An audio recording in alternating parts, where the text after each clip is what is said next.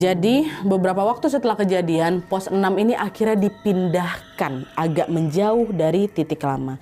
Kurang lebih 10-15 meter lah, Wak, dari lokasi awal. Jadi misalnya TKP di sini, dia digeser, dibikinlah di sini 15 meter sampai 20 meter lah.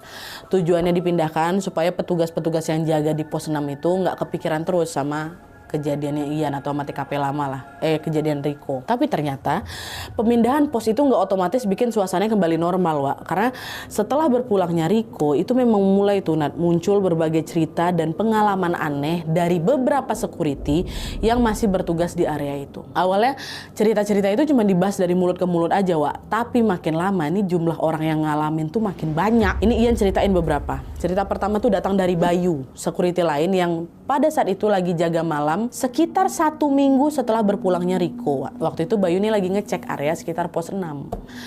Nah, setelah selesai patroli singkat ya kan ke ganggang perumahan, dia mau balik lagi nih ke pos. Dari jauh dia tengok motor dia yang dia parkir dekat pos 6 yang baru tiba-tiba nyala sendiri. Ini yang nyala bukan lampunya aja, Wak. Mesinnya juga nyala. Padahal kunci motor itu lagi tergantung di pinggang aku sendiri. Ya kan? Gak mungkin bisa nyala sendiri. Dan gak mungkin ada orang masuk. Karena setelah kejadiannya Riko, itu penjagaan di belakang tuh ada beberapa personel juga tegak di situ, Wak. Nah, itu cerita pertama. Cerita kedua, mulai ada laporan dari warga sekitar atau dari penghuni-penghuni sekitar pos 6 yang lama. Mereka bilang kalau mereka sering dengar suara berisik di malam hari, kadang kayak ada suara orang berantem, dan kadang mereka juga dengar kayak ada suara besi dipukul-pukul tuh, Wak. Bunyinya mirip kayak gerbang besi yang dimain-mainin keras tuh loh. Tapi di area pos 6 ini, pos 6 lama, bukan di area pos 6 baru. Karena pos 6 ini udah nggak ada, Wak. Udah nggak ada. Tapi suaranya ada di titik TKP persis.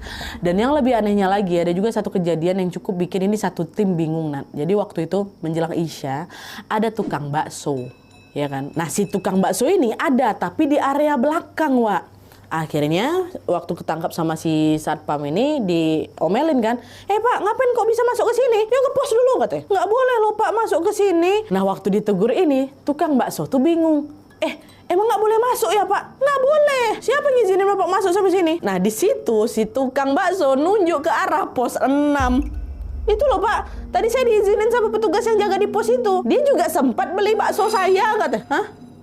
Di mana? Itu di pos 6. Waktu ngomong kayak gitu, nih security yang komplain saling pandang lah kan. Wah, pos 6. Soalnya, Wak, kebetulan malam itu nggak ada satupun petugas yang lagi berjaga di pos 6 waktu kejadian itu ya. Nggak ada. Dan petugas yang jaga depan juga nggak ada ngelihat si tukang bakso ini lewat ngasih izin, apalagi sampai beli